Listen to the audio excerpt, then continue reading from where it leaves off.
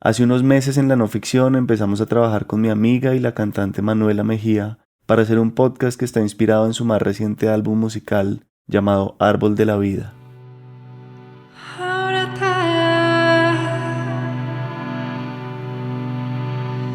Ábrete corazón,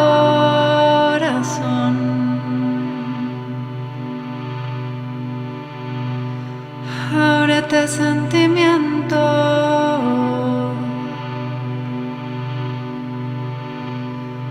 ábrete entendimiento. Y hace unas semanas estaba con ella en su casa conversando de este y otros temas cuando surgió esta conversación que escucharán hoy. Y yo creo que el gran regalo que nos da la vida es tener la oportunidad de compartir nuestros dones y nuestros talentos. Simplemente cogí un par de micrófonos y una grabadora que había y los prendí. Es muy metafórico que yo haya estado en un reality cuando eso pasa, pues eso es una obra perfecta. Yo no sabía usar bien la grabadora que había y cometí una primiparada, así que la calidad del audio no fue la mejor. Pero ojalá no se fijen en eso, sino en el contenido que viene a continuación. Porque al final, la vida es un gran reality. Yo creo que la gran lección de los maestros es recordarnos que esto es una ilusión. No te pierdas en el juego de la vida, no se te olvide quién eres.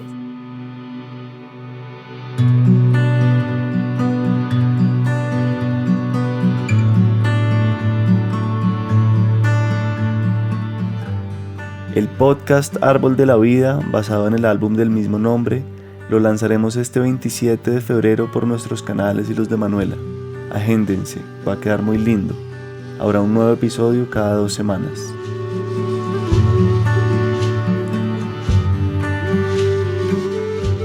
Bienvenidos al Topo, un podcast de entrevistas con personas que tienen formas de vivir y pensar fascinantes.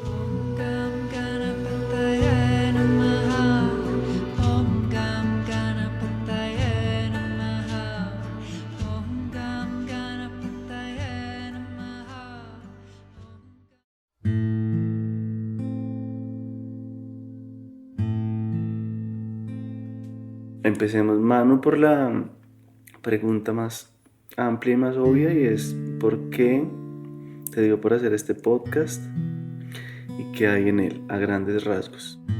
Yo siento que de alguna manera es casi como una responsabilidad. Pues no me lo había preguntado, pero la música que yo comparto pareciera que fuera solo música, pero es una música muy poderosa, pues que es más poderosa que uno mismo. Y es una medicina muy potente que abre portales, que sana, que va muy profundo.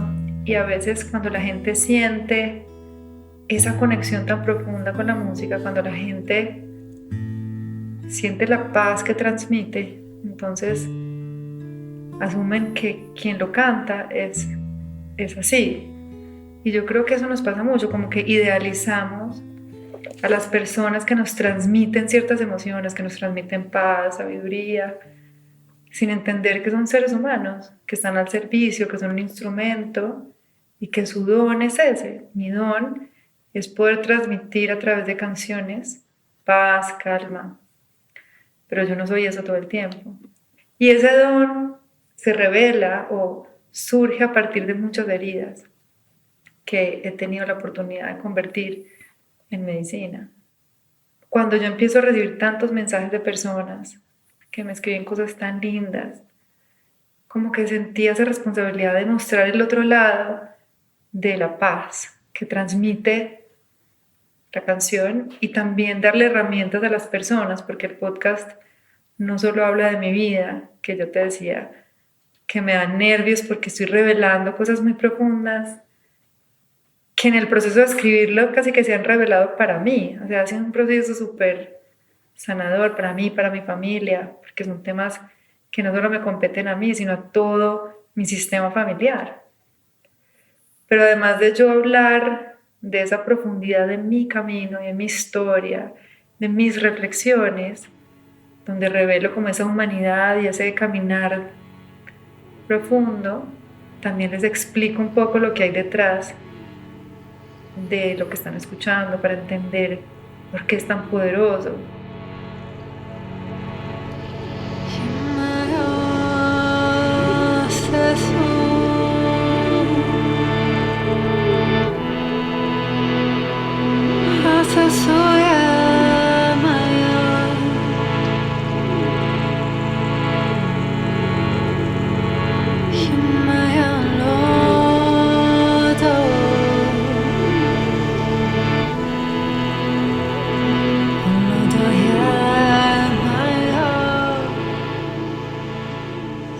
Personas que me escriben, pues yo no entiendo por qué cuando oigo tu música me pongo a llorar, no entiendo por qué siento.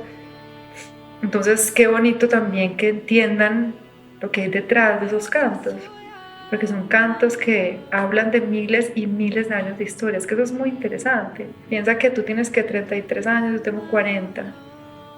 Yo pienso en mis 40 años, eso es una eternidad, o sea, todo lo que uno ha vivido en 40 años, lo que ha aprendido, cómo ha evolucionado el mundo, cómo ha cambiado en solo 40 años.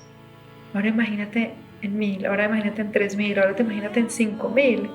Y que esto haya permanecido en el tiempo como soportando todas las transformaciones que hemos tenido. La música, los cantos. Los cantos, porque todos estos cantos que yo comparto, pues casi todos, porque también hay unos que yo escribí, datan de más de 5000 años de existencia, que han sido guardianados y se han pasado vía oral de generación en generación. Imagínate cuántos oídos, en el aire caliente que sale de cuántas personas, ¿sabes? Porque antes esos eran los libros, era la música que sale de tu boca, no existía, digamos que la escritura. Entonces, imagínate cuántos alientos se transmitieron para que eso llegue a tus oídos, para que nosotros hoy podamos trabajar con esa medicina. Eso es muy hermoso.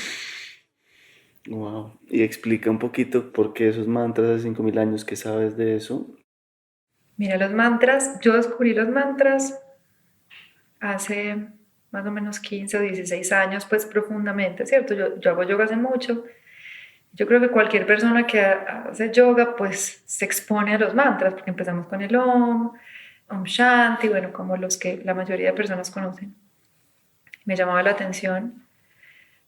Pero cuando yo empecé a meterme profundo como en este mundo de los Vedas y digamos que toda la sabiduría que sostiene esa práctica, porque claramente el yoga no es solamente la práctica física, aunque es la más popular, tuve la oportunidad de conocer a un swami muy hermoso que se llama Swami Purna, un yogi de los Himalaya, pero de los... Sí, de esos. Y con él pude aprender esta tecnología de los mantras.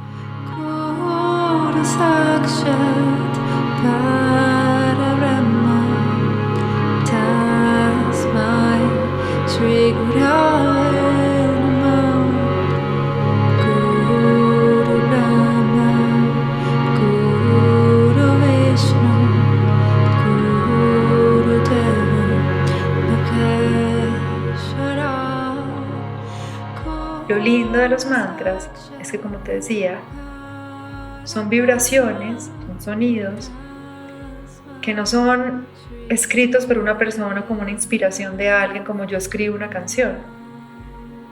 Cuentan que los mantras fueron canalizados o recibidos por los rishis, que eran estos sabios. Podemos visualizarlos en los Himalayas, meditando, como tú quieras, pero eran estos sabios que fueron quienes sistematizaron toda esta información y que ellos en sus estados profundos de meditación y conexión empezaron a conectar con estas vibraciones que después pudieron convertir o traducirlas a los sonidos que representaban. Un poco lo que hacen también los chamanes en las medicinas. Los icaros no son escritos por ellos. Ellos dicen que ellos reciben esos cantos y que son la forma como la naturaleza se comunica con nosotros.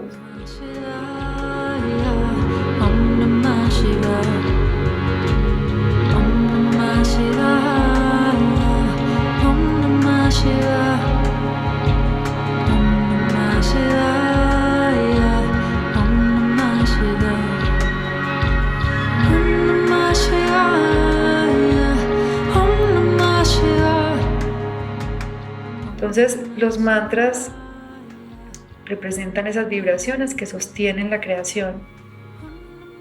Entonces no son canciones, porque muchas personas piensan que es como una canción bonita y que estoy repitiendo. La combinación de vocales y consonantes específica de los mantras genera una vibración particular que emite unas vibraciones que permiten accesos más profundos de la conciencia. Pero yo creo que lo más interesante, pues para mí, porque hoy tenemos el gran privilegio de que la ciencia se está acercando más a todo lo que estos místicos han hablado por miles y miles de años. Ya la tecnología nos permite validar todo eso.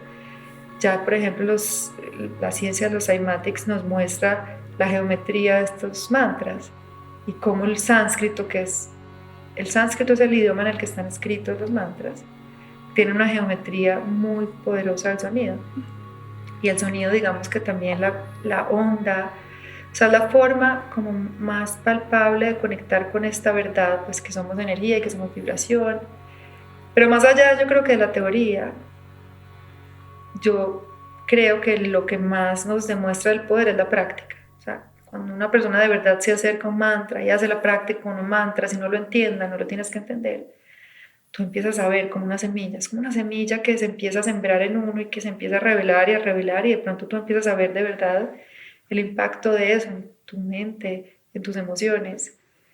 Y sí, es una ciencia muy hermosa y muy antigua, que es lo que te decía, qué privilegio que algo tan antiguo hoy, 5.000 o más años después, nos esté sirviendo de ancla en estos procesos de transformación tan profundos. Hagamos un recorrido rápido por tu carrera musical y como tu vida antes de encontrar los mantras, lo que me contaste ahorita.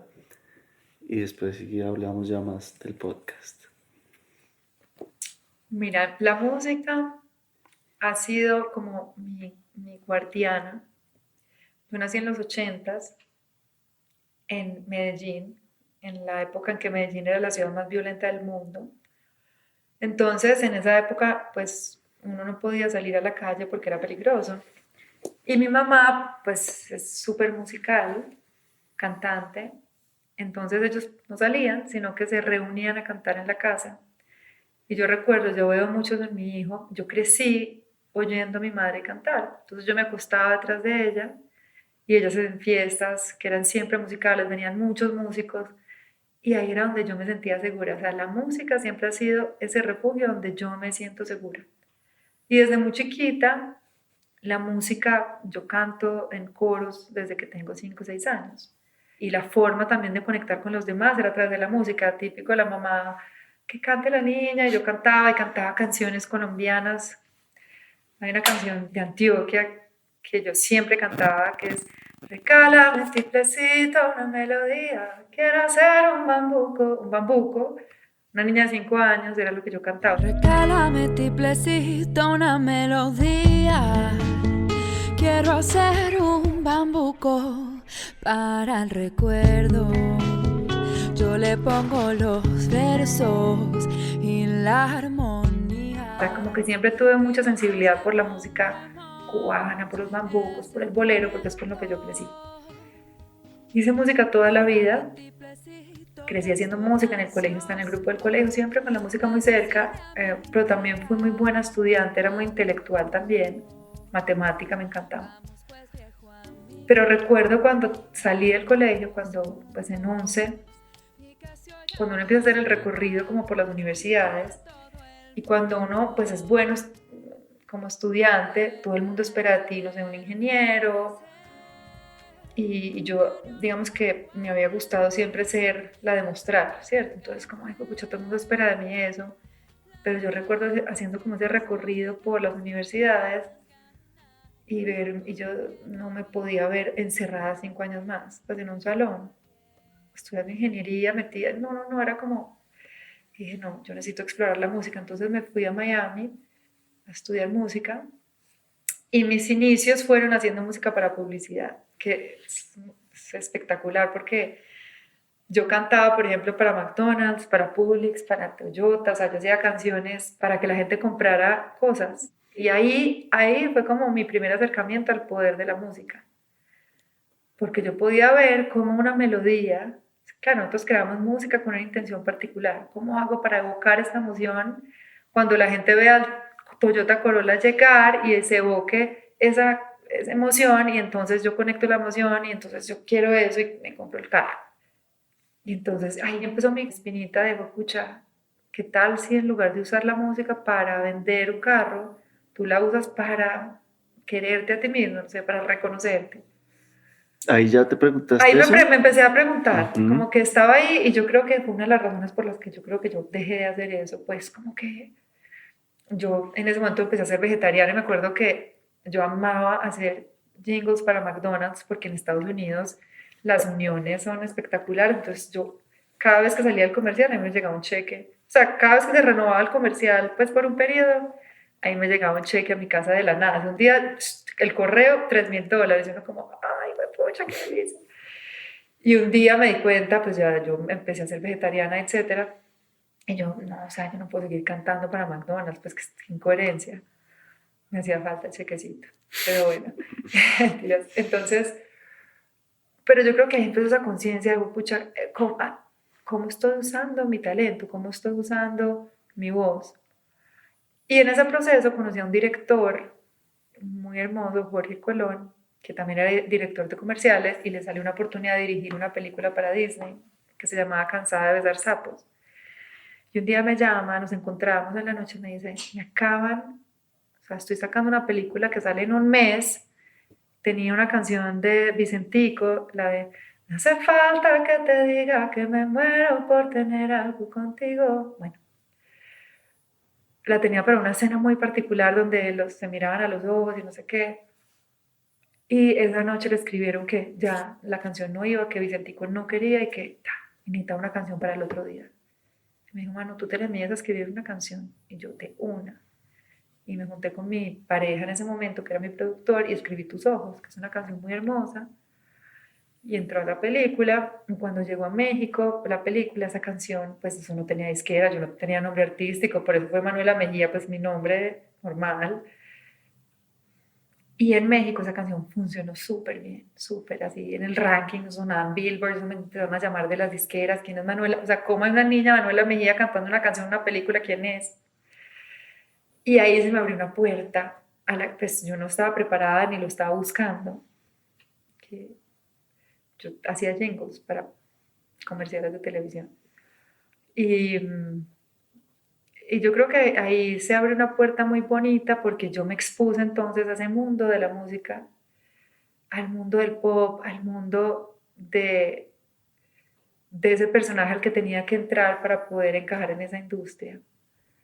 Y ahí empieza esa herida. Yo creo que ese fue un punto de quiebre interesante cuando mi amor por la música se enfrenta a la industria de la música en ese momento, ¿cierto? O a la industria que yo conocí, porque seguro hay muchas industrias y muchos caminos. No quiero hablar mal necesariamente de esa industria, pero es la que yo conocí muy difícil. Pues una industria que se enfoca en la imagen, en que ese amor, esa pasión que uno tiene por escribir y crear arte pasa a segundo plano. Lo más importante es tu imagen, tu show, unas letras con las que yo no resonaba. Entonces, ¿Cuándo te chocaste así? ¿Algún día, alguna anécdota?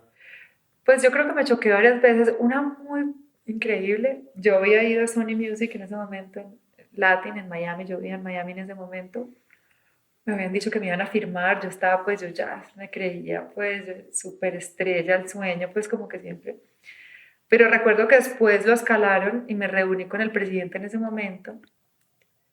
Y no, qué belleza, es que lo pienso y me acabo de acordar de esa niña de 25 años sentada en esa mesita, vestidita, muy normal como yo, que recuerdo que eran como, yo debía estar producida, pero yo no era producida. Y él me mira y me dice, es que sabes qué, tú eres demasiado linda para esta industria, tú eres demasiado linda para esta industria, no sé qué quiero decir con eso, pues, como demasiado, no sé, de pronto no veía que tenía como el fire o no sé. Y no, y cancelaron, como se canceló, pues ya digamos que yo me habían dicho que me iban a firmar y ahí decidieron que ya no me iban a firmar. Y para mí eso fue muy fuerte, ¿cierto? Porque fue una niña de 24, 25 años que está con esa pasión y ese sueño y te encuentras por fin con el gran jefe, la oportunidad de sentarte en esa mesa y te diga, no, es que como una incoherencia, ¿sabes? Como tú eres demasiado bonita para esta industria, pero no se trata de ser bonito. Explícame esa parte que esa no la entendí. Y ni idea, hasta el día de hoy, ni idea qué fue lo que... No, yo Ujú. creo que al final eso es un la vida es un gran juego, pues todos estamos jugando un papel en la telenovela de cada uno. Y eso fue maravilloso, pues, de mi historia. Lo conozco, maneja artistas hoy en día que admiro mucho, pues no voy a decir su nombre porque no hay necesidad, pero yo se lo agradezco un montón y yo creo que ahí lo que generó en mí fue una gran rebeldía. Entonces yo decidí irme independiente. Recuerdo que las publishers en ese momento me ofrecieron mucho dinero, no importa, ven, hagámoslo por acá y firmemos contratos. Y yo dije, no, yo necesito, no, yo lo voy a hacer sola. Y lo hice sola. Hice mi disco y lo financié. Pero al final, cuando ya lo lancé y salí al mundo pues con mi música, yo sentía siempre algo que estaba muy fuera de lugar, siempre. Y eso es muy lindo porque cuando yo cantaba y era como tan forzada como el performance, ¿cierto? El acto, porque entonces tenía que preocuparme por cómo me veía, cómo entretenía a las personas. Y yo ahí, o sea, yo no sirvo para entretener, pero pues en el mundo de la música ese es tu rol, pues entretener, de eso se trata, traer felicidad y alegría, de bailar y no sé qué, y yo. Entonces yo deduje cuando empecé a compartir el disco y a hacer las entrevistas, me sentía tan incómoda que yo interpreté que yo no era buena para eso, soy muy tímida, no sirvo para esto y dejé la música. Entonces más o menos en el 2010, 2011 yo dejé la música, yo dije esto no es para mí o yo no soy para esto y ahí murió la cantante, la música, la creadora. Pero sacaste el álbum, Lo saqué. le fue... Yo saqué el álbum, algunas de las canciones entraron, hay una canción que dice que se llama Las Palabras y entró en una serie de Nickelodeon que se llamaba Grachi, en una de MTV que se llamaba Niñas Mal, hice otra que salió en otra película, o sea, sí, funcionó, pero es que una niña de 25 años sin presupuesto, pues, ¿qué va a hacer? No pasó tanto, pues, lo hice y fue una experiencia hermosísima, pero pues era muy ambicioso de mi parte pensar que yo sola en el mundo lo iba a lograr, que eso es también muy bonito, ¿no? Pues uno creer que va a poder. Y mandarse, sí. Y mandarse, decir, no, pues sí, yo me mando sola y encontrar el camino. Yo miro para atrás, porque mira, yo muchas veces miraba para atrás y me daba duro. Pero, Manuela, ¿vos cómo rechazaste esos contratos? O sea, ¿en qué momento tú pensaste que era una buena idea pensar que tú podías sola cuando te estaban ofreciendo? Me ofrecieron ayuda, ven, hagámoslo juntas. Pero lo que saco de ahí es qué guerrera, pues ella dijo, yo encuentro el camino. Y de alguna manera ese ha sido mi modo de operar en la vida, pues como que el camino va a aparecer. He sido, creo que más optimista de la cuenta.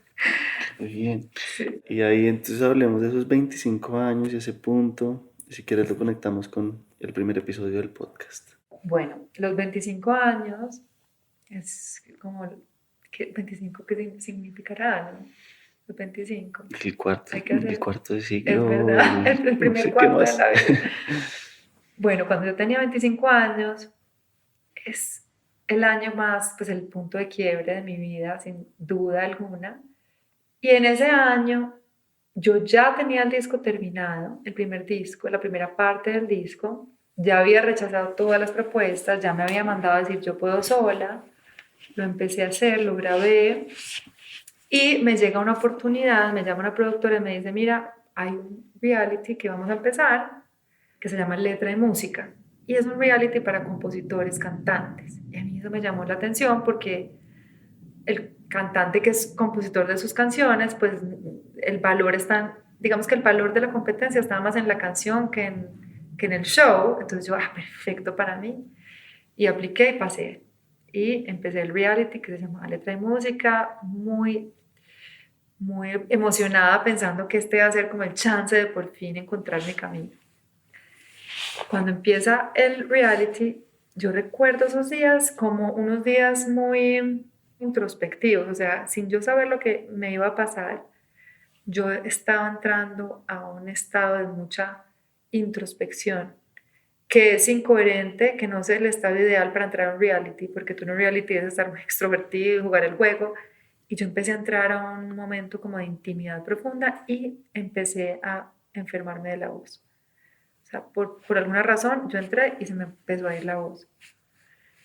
Y más o menos, no sé, 2 o 3 días en el reality, una mañana me desperté muy, muy triste, muy, o sea, creo que es el día que yo recuerdo como el más difícil de mi vida entera. Sin saber por qué, me levanté totalmente triste, como si una nube me hubiera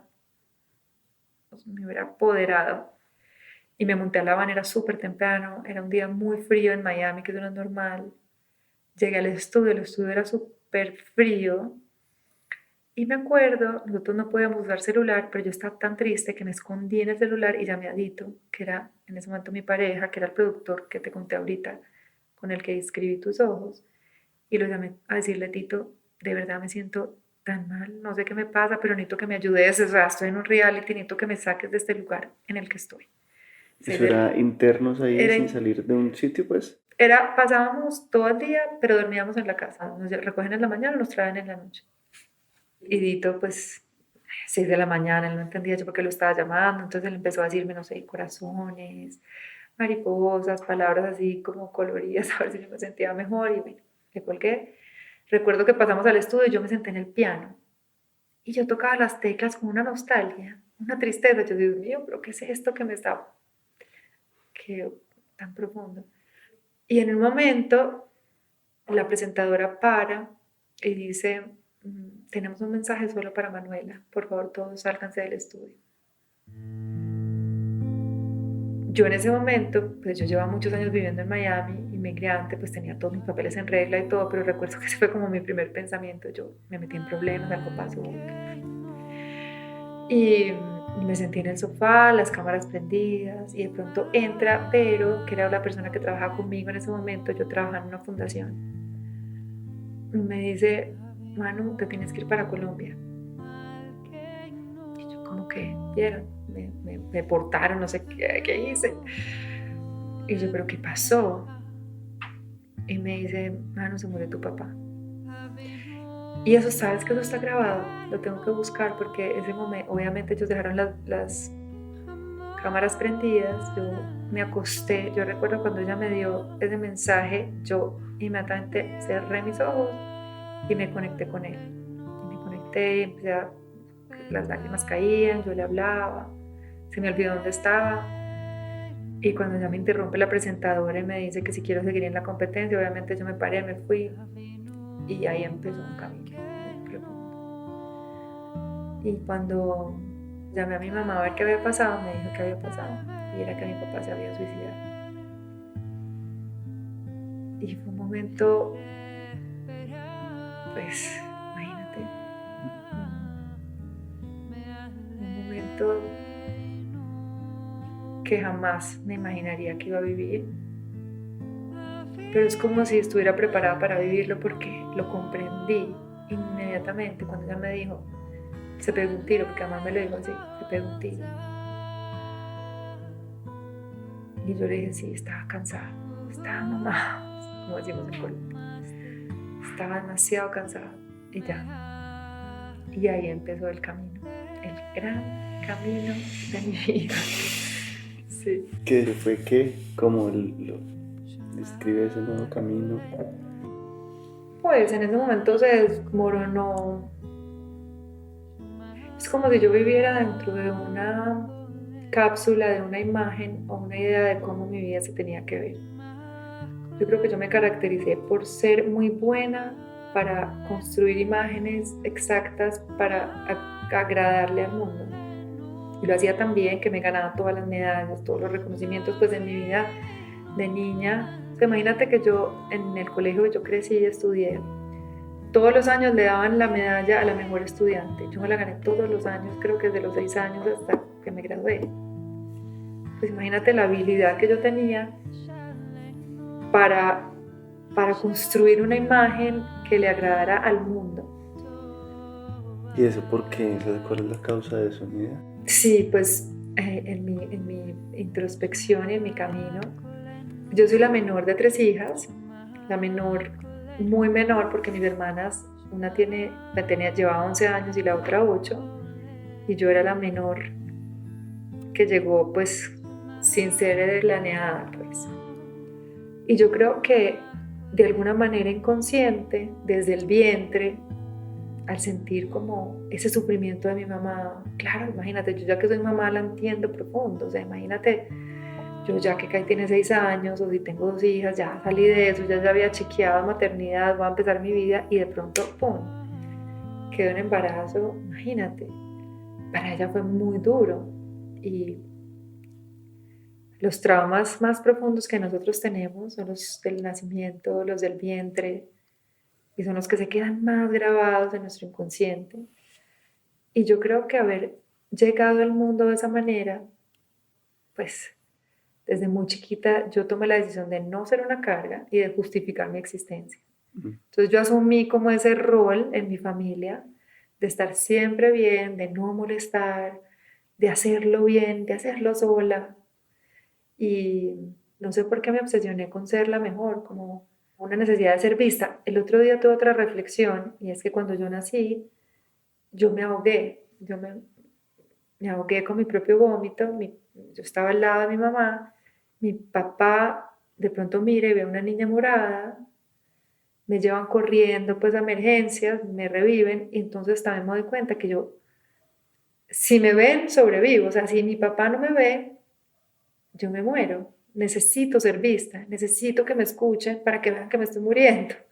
Entonces yo creo que fue esa combinación de necesito que me veas y quiero demostrarte que fue una buena idea tenerme, ¿cierto? Porque muy valiente mi mamá, pudo haber tomado otra decisión, pudo haber decidido no tenerme. Entonces fue como en esa niña decir, yo te voy a demostrar que fue una buena idea tenerme. Wow, sí, no, lo tienes claro. Bueno, y ahí vamos en ese nuevo camino, sí, entonces de la niña buena y arrancas Entonces, este nuevo camino. no, entonces yo creo que lo que pasa ahí, imagínate tú, pues, la niña buena, pues, que tiene todo claro y que sueña con ser una estrella.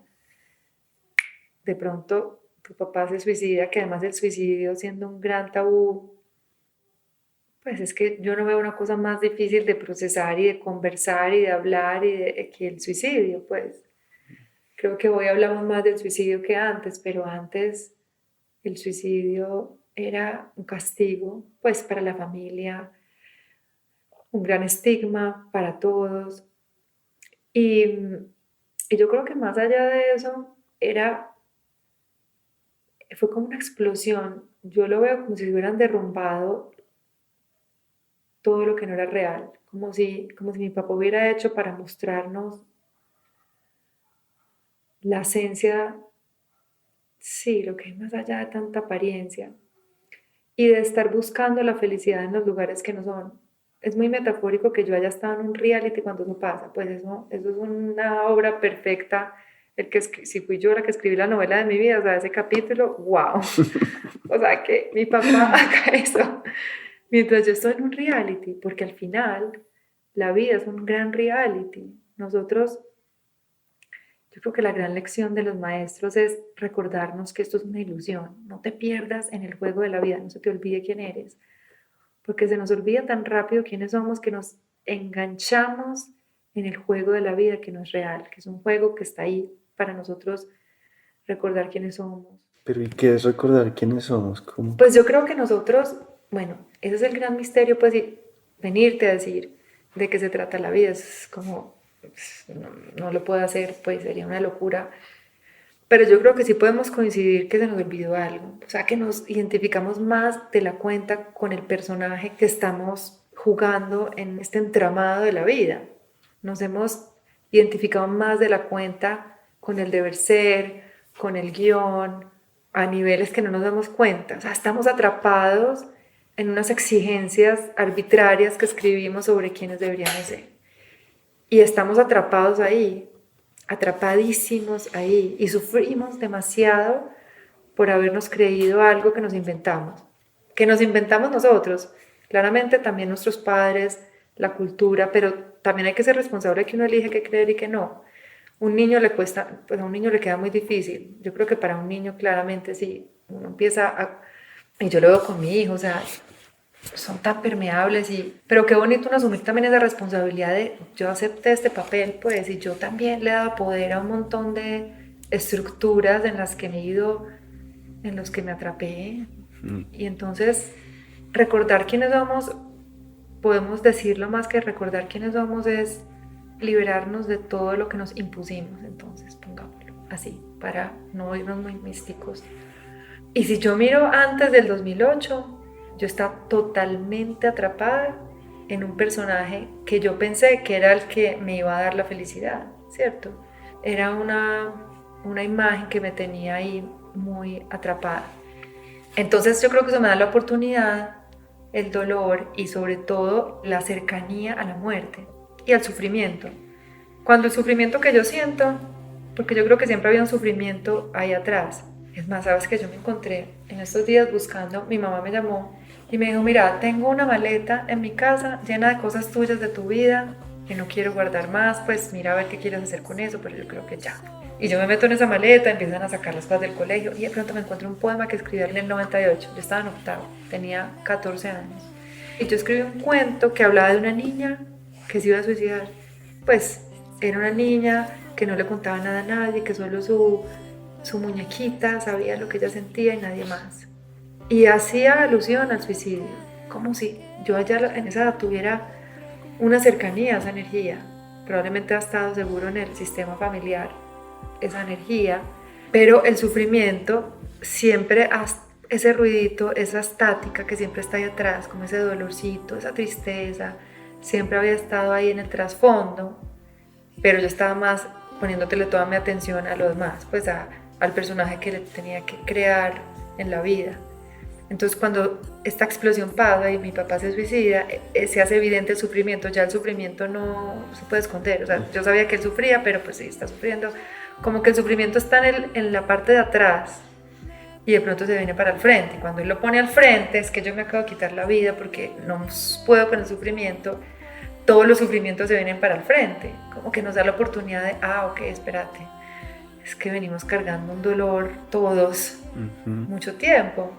Y por eso yo siempre he dicho que mi papá de alguna manera nos abrió un canal muy lindo para que una luz muy grande entrara en todo el sistema y en mí, pues. Y ese dolor me dio el regalo de empezar el camino a esa búsqueda, a descubrir de dónde venía ese sufrimiento, o sea, por qué sufrimos tanto. Y bueno, ahí empezó toda una historia bien bonita de la vida.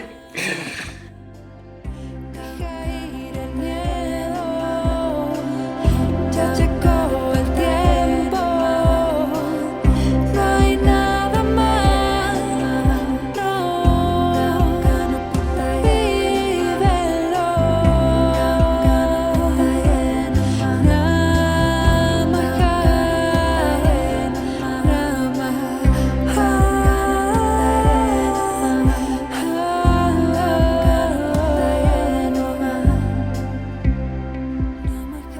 No, sigamos por ahí, pues digamos, entonces ahora los mantras que empiezas a cantar ahí, ese mundo que descubres ahí, ¿cómo se relaciona con este disco y con este podcast? Pero sabes que es muy bacano esa historia, que es algo que yo agradezco también mucho, porque una de las razones, pues yo resistí mucho a hacer lo que hago ahorita por miedo a ser vista como espiritual o que me llegaran a poner en un lugar.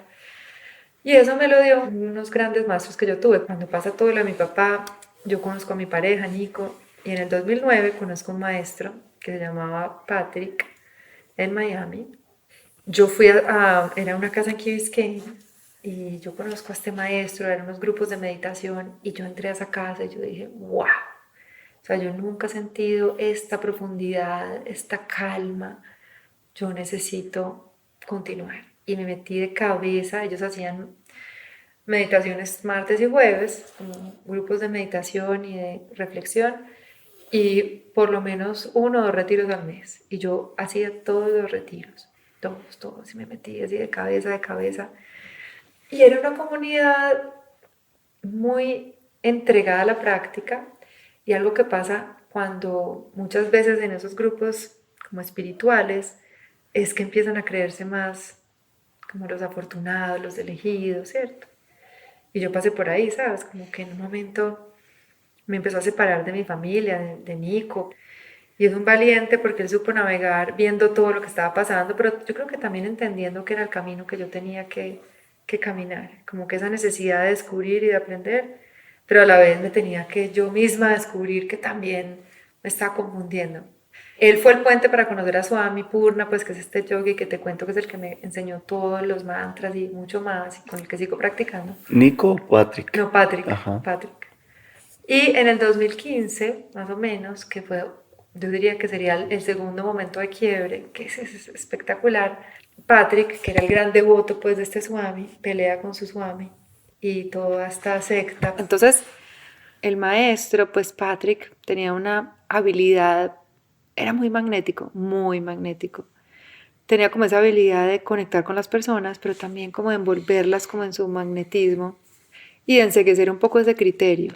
Y yo ya lo empecé a notar, pues digamos que para mí, yo lo agradezco también porque me dio una disciplina, mucha disciplina, o sea, mucho de lo que yo tengo hoy, la disciplina que tengo hoy viene de esa época, fueron 5 o 6 años de práctica continua.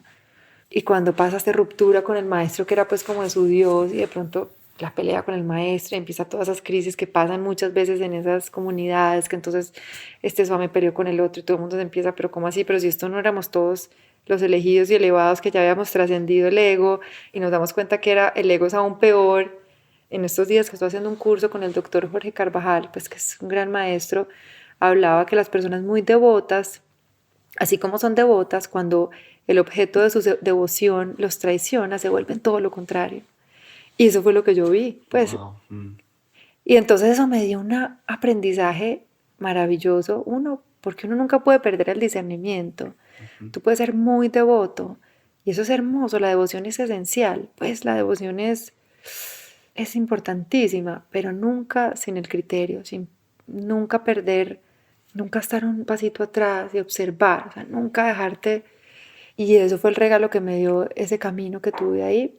Y en esa época también fue mi gran crisis con Nico, mi pareja, que Nico es un ambientalista y Nico, bueno, tú conoces muy bien a Nico. Pero Didi. No, pues Nico es un ambientalista enamorado del medio ambiente, un gran guerrero pues, de esos temas. Es alguien que lleva hablando de eso cuando nadie hablaba de eso. Además, cuando yo lo conocí, él estaba haciendo el foro de medio ambiente de los océanos con el Sylvia Earle y con todos los grandes, y esto era 2009. Entonces Nico estaba muy metido en sus temas de medio ambiente y yo pues en el espiritual, y yo pensaba que Nico no era suficientemente espiritual, que eso también pasa mucho en las parejas que yo he visto, pues que cuando uno de la pareja decide un camino espiritual y el otro no, el que lo sigue empieza a pensar que es que el otro no es suficientemente evolucionado y se crean esas distancias. Y es muy triste verlo porque nosotros pensamos que espiritual es aquel que sigue un camino, que repite mantras, que hace yoga, que sigue un maestro, que lee las escrituras, que, no sé, tiene un monje, que tiene un swami, que tiene un maestro. Eso no tiene nada que ver con ser espiritual o no. Yo pensaba eso y me estaba separando de mi esposo y lo veía como menos. Y yo era pues, yo estaba 3, 2, 1 de iluminarme. O sea, ya me iban a salir alas, o sea, me faltaron un par de meses para que me salieran las alas.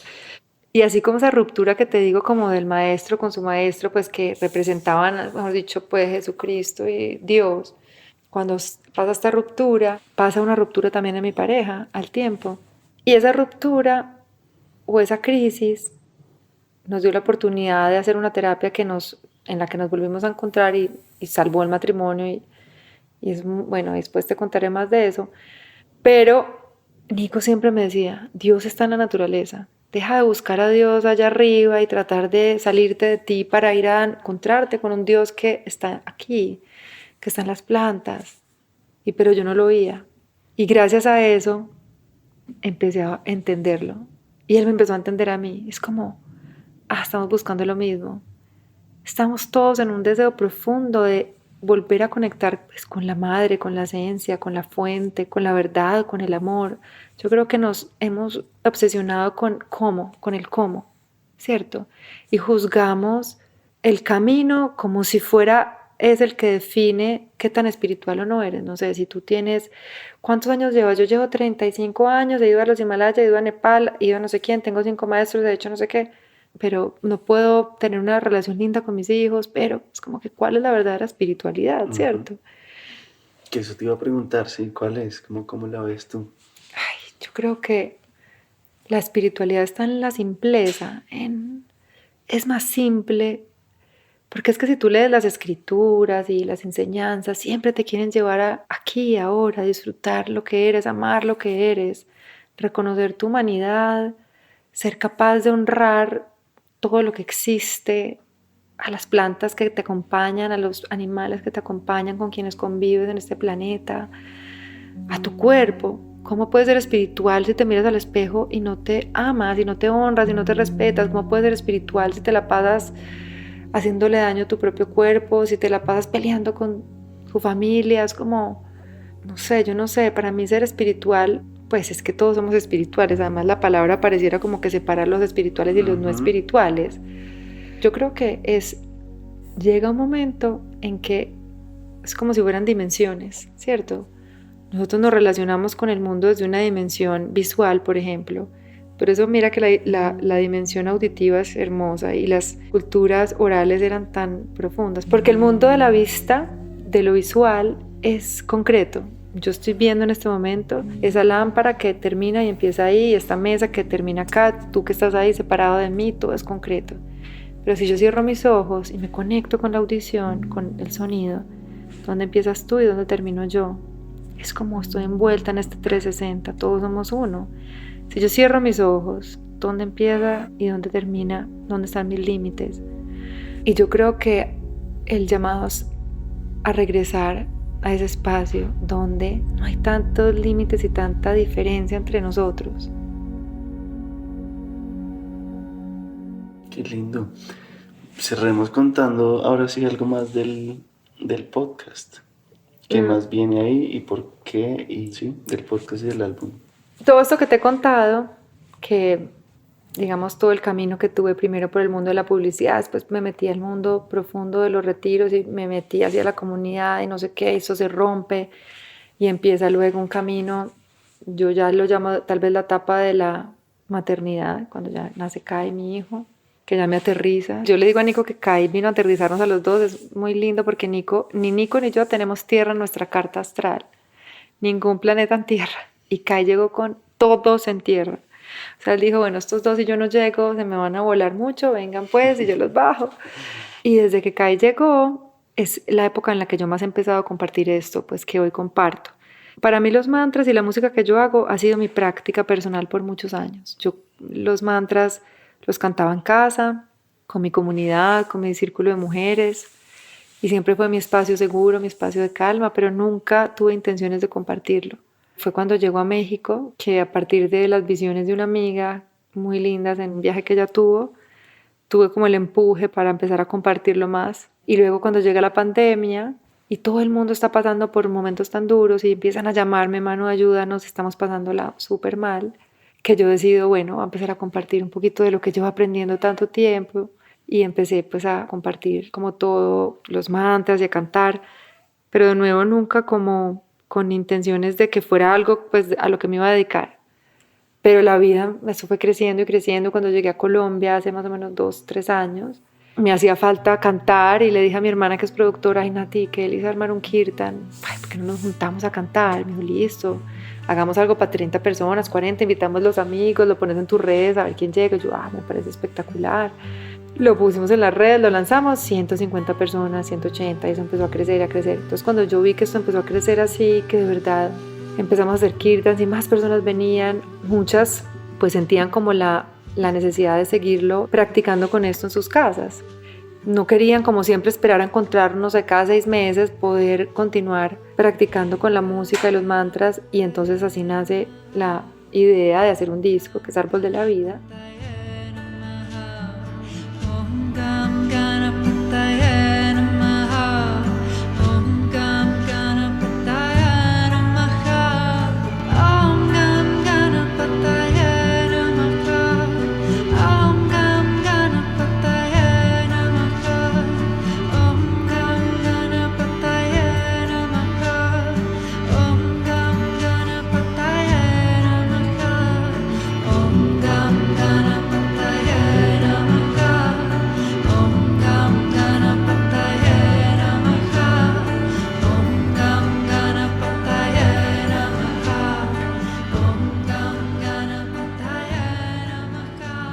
árbol de la vida representa muchas cosas y el árbol es esa unión del mundo de arriba, el mundo medio, el mundo de abajo. Es un concepto que está presente en muchas religiones y en muchas culturas, y yo quería, pues una de las inspiraciones para mí con la música y con todo lo que hago es que no hayan barreras, ¿cierto? Como eso que yo viví, esa secta, pues como no era una secta, pues pero de alguna manera se comportaba así, como esta cosa de que nos separamos porque yo soy cristiano, yo soy ateo, yo soy esto, yo soy lo otro. Al final todos estamos hablando y buscando lo mismo, y el disco por eso incluye no solo mantras, sino también canciones de diferentes culturas. Hay una canción yoruba, hay una canción que viene de los mexicas, una canción de los Uniqueen, que es una comunidad muy hermosa de la selva amazónica del Brasil.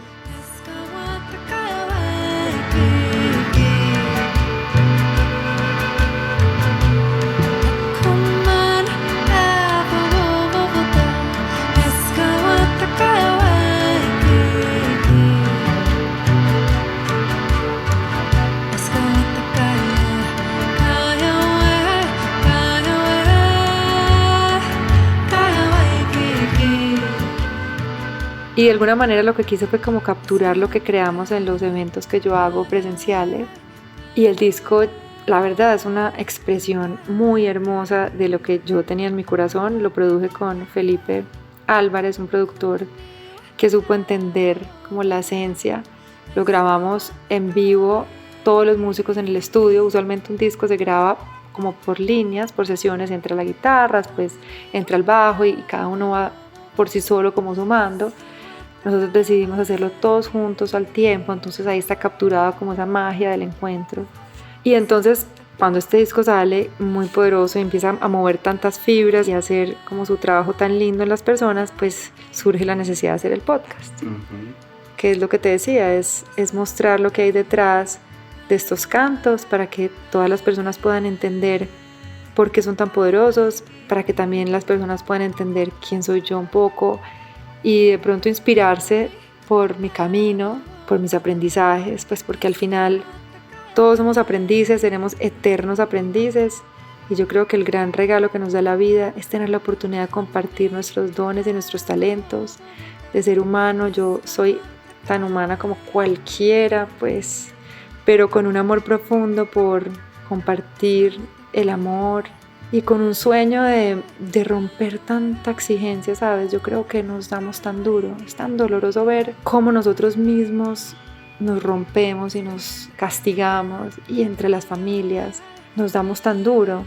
Y yo creo que esta es una época ya de soltar tanta exigencia, de reconocernos como iguales, de permitirnos nuestras diferencias, de suavizarnos, de disfrutar un poquito más las cosas pequeñas, simples, el presente. Y para mí la música y el podcast y todo esto que estoy ofreciendo es con esa intención, como volver a lo real y dejar de querer siempre llegar a un lugar.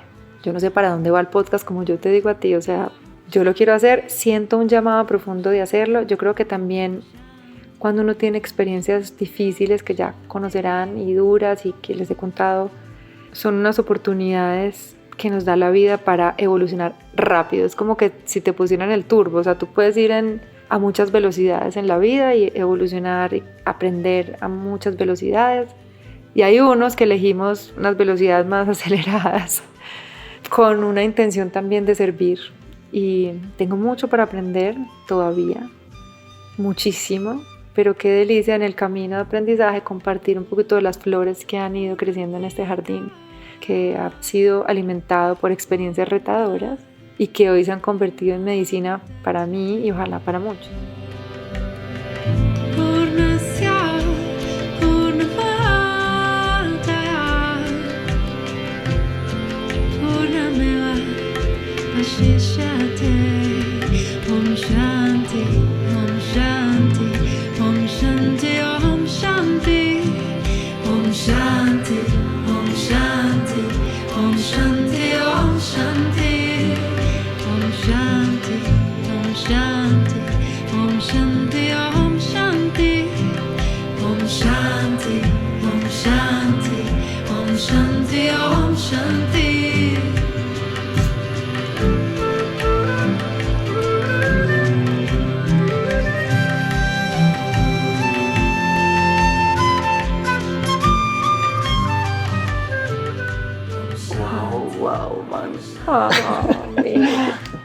encantó cómo arrancaste, como esto de que a veces uno cree que, o la gente o algunos como que desde afuera sí perciben ahí una tranquilidad y una, pues sí, como experiencia o algo superior, que al final todos humanos con esos dolores, con esos sí, caminos, con muchas...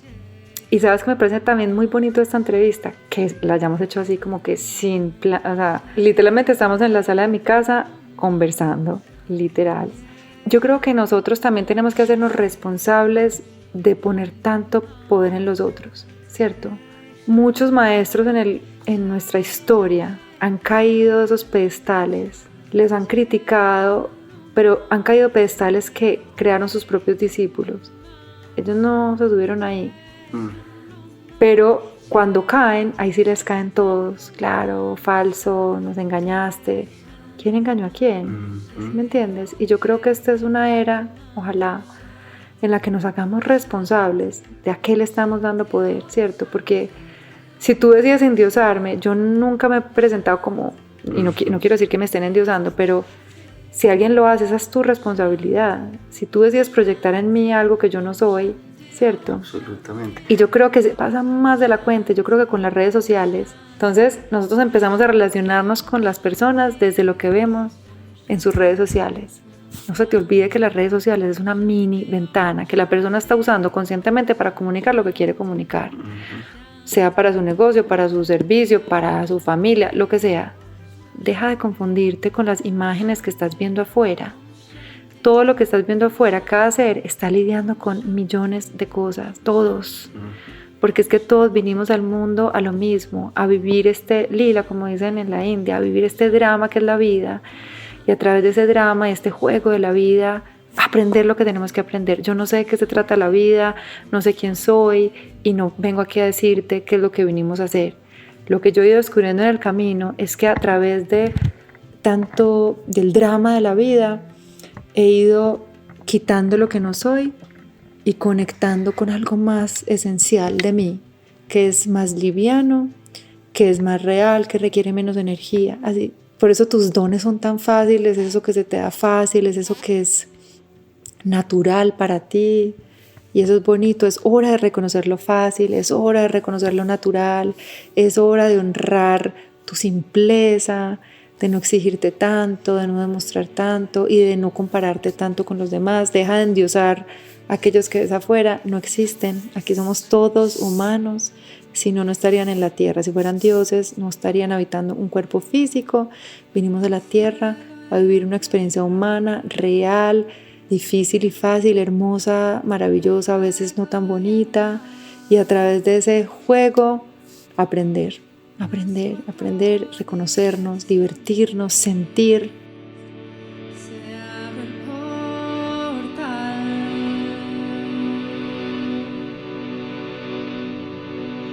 Linda Guaira Pachamama, oh no. Linda Guaira Pachamama, oh no. Linda Guaira Pachamama, oh no.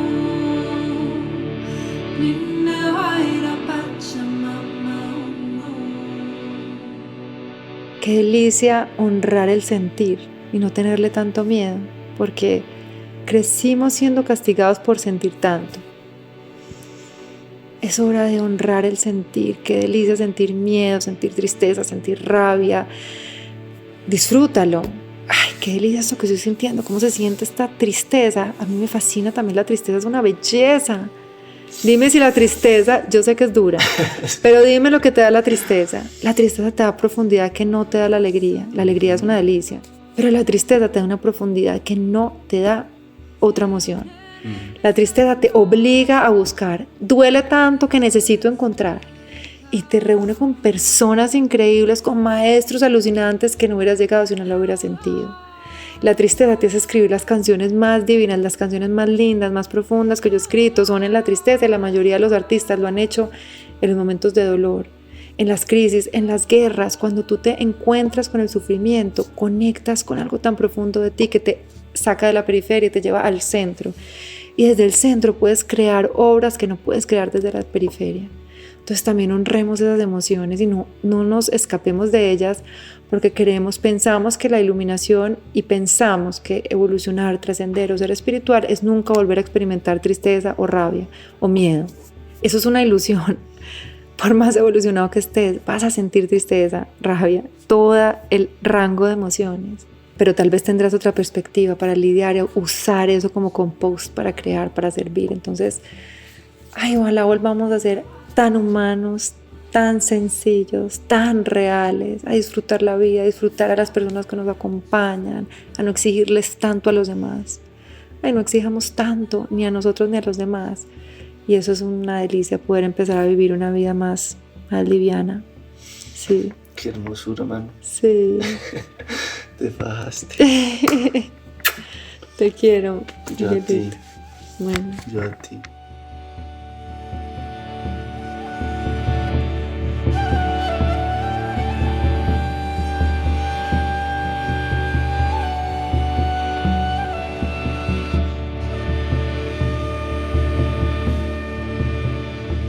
La música que oyeron en este episodio es toda de Manuela Mejía. La pueden encontrar en todas las plataformas de música. El Topo es una producción de la no ficción. La mezcla y el diseño de sonido de este episodio fue de Valentina Fonseca. La ilustración de la portada y el manejo de las redes sociales está a cargo de Isabela Soto Vallejo y Shaquén Moreno. Divi Guzmán es la coordinadora financiera y estratégica. Mi nombre es Miguel Reyes.